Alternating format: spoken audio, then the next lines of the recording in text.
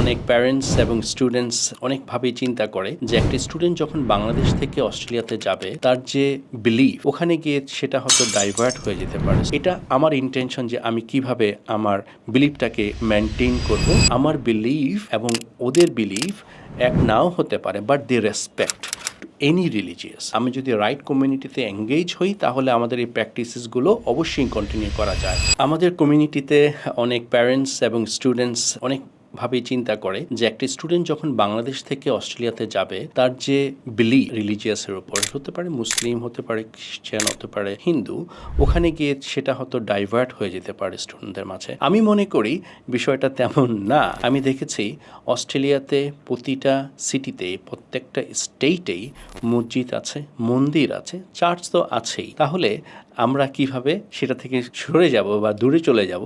আমরা আসলে স্ট্রংলি এটার ভিতরে এঙ্গেজ হয়ে যাই। সেটা কিভাবে হয় যে আমি যদি বাঙালি হয়ে থাকি, আমরা সবসময় আমরা চেষ্টা করি যে বাঙালি কমিউনিটির ভিতর থাকা। আর কমিউনিটির ভিতর থাকলেই দেখা যায় যে আমাদের যে প্র্যাকটিসিং যে কাজগুলো আমরা উইকলি করি বা সাপ্তাহিক করি বা আমাদের বিভিন্ন ফেস্টিভ্যাল থাকে সেগুলোর মধ্যে আমরা জয়েন করে আমরা এঙ্গেজ হই। যেমন ঈদের সময় বা সবে কদরের জন্য বা খ্রিস্টানদের জন্য অনেক রিলিজিয়ান অ্যাক্টিভিটিস আছে, সেগুলোতে তারা এঙ্গেজ হচ্ছে। হিন্দুদের জন্য অনেক রিলিজিয়াস অ্যাক্টিভিটি আছে, সেগুলোর জন্য তারা এঙ্গেজ হচ্ছে। আমরা যদি কখনো ওরিয়েন্টেশন, যে আমাদের ফার্স্ট ডেতে যখন ইউনিভার্সিটিতে আমরা যাওয়ার পরে সেখানে আমাদের অনেক ধরনের ক্লাব আসে। কখনো দেখা যায় যে একটা মুসলিম কমিউনিটির ক্লাব আসছে বা একটা অন্যান্য ক্লাব আছে যারা নাকি নাইট ক্লাব করবে, তাদেরও ক্লাব আছে। তো আমাদের ইন্টেনশনটা যদি ঠিক থাকে, আমি যদি রাইট কমিউনিটিতে এঙ্গেজ হই তাহলে আমাদের এই প্র্যাকটিসেসগুলো অবশ্যই কন্টিনিউ করা যায়। আমার এক্সপিরিয়েন্স থেকে আমি দেখছি যে অনেক স্টুডেন্টস আরও ভালোভাবে প্র্যাকটিস করতে, আমরা যারা বাঙালিরা আছি তাদের ভিতরে আমাদের ভালো একটা কমিউনিটি, যেখানে আমরা মুসলিমকেও দেখছি, হিন্দুকেও দেখছি, আমরা একসাথে অনেক ফেস্টিভ্যালে জয়েন করছি। মুসলিমদের ফেস্টিভ্যালে হিন্দুরা আসছে এবং হিন্দুদের ফেস্টিভ্যালে মুসলিমরা জয়েন করছে। সো এই যে আন্ডারস্ট্যান্ডিংটা, এই বিষয়টাকে আমরা অন্যভাবে না দেখে যদি আমরা এইভাবে চিন্তা করি যে আমাদের ইন্টেনশনটা কি, সেটা যদি আমরা নিজেরা ঠিক রাখতে চাই তাহলে অনেক সুযোগই আছে সেটাকে আরও ভালোভাবে প্র্যাকটিস করা।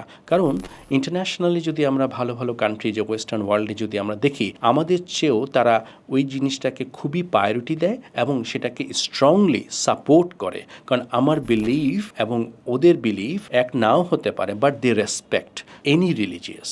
আমাদের দেখা যায় যে জবের ক্ষেত্রে কখনো যদি আমার একটা ফেস্টিভ্যাল পড়ে যায়, তারা সেটাকে অনার করে এবং সেটা নিয়ে আলোচনা করে এবং সেটা নিয়ে অনেক সময় তারা এঙ্গেজও হয় এবং তারা সেটাকে অ্যাপ্রিসিয়েট করে। সো এই বিষয়গুলো নিয়ে প্যারেন্টসদের যে একটা ধারণা আছে, আমি মনে করি আপনারা এই বিষয়টা এতটা কনসার্ন না হয়ে আমাদের সন্তানদেরকে এভাবে গাইড করি যে তুমি যদি তোমার বিলিফটাকে ঠিক রেখে সেটাকে প্র্যাকটিস করার সুযোগটাকে বেছে নিতে পারো, তাহলে সেই জন্য সব সুযোগই আমরা দেখতে পারবো আমাদের সামনে আছে। হতে পারে এটা হালালের একটা খাবারের বিষয়, হতে পারে এটা ভেজিটেরিয়ানের বিষয়। হালাল অনেক রেস্টুরেন্ট আছে, অনেক ফাস্টফুডের আউটলেটগুলো এখন হালাল ফুড সার্ভ করছে। খুব ভালোই লাগে এগুলো শুনতে। আসলে আমরা দেখি যে ম্যাকডোনাল্ডসের মতো হালাল সার্টিফিকেট দিয়ে বসে আছে, কেএফসির মতো ফুড চেইনগুলো হালাল সার্টিফিকেট দিয়ে ডিসপ্লে করছে। মুসলিম কমিউনিটি এত স্ট্রং, হিন্দু কমিউনিটি অস্ট্রেলিয়াতে এত স্ট্রং, এটা না গেলে আমরা বিশ্বাস করতে পারবো না। আমাদের বিভিন্ন ফেস্টিভ্যালে যে কি পরিমাণ মানুষ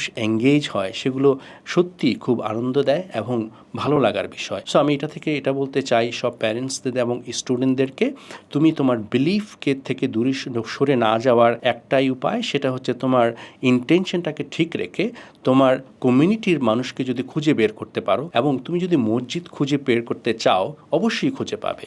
গুগলের মতো একটা যদি তুমি সার্চ করো কোথায় মস্ক আছে, it will show where is the mosque. আর যদি বলো যে তোমার টেম্পল আশেপাশে কোথায় আছে, অবশ্যই তোমাকে খুঁজে দেবে। সো এটা আমার ইন্টেনশন যে আমি কিভাবে আমার বিলিফটাকে মেনটেন করব এবং ধরে রাখবো।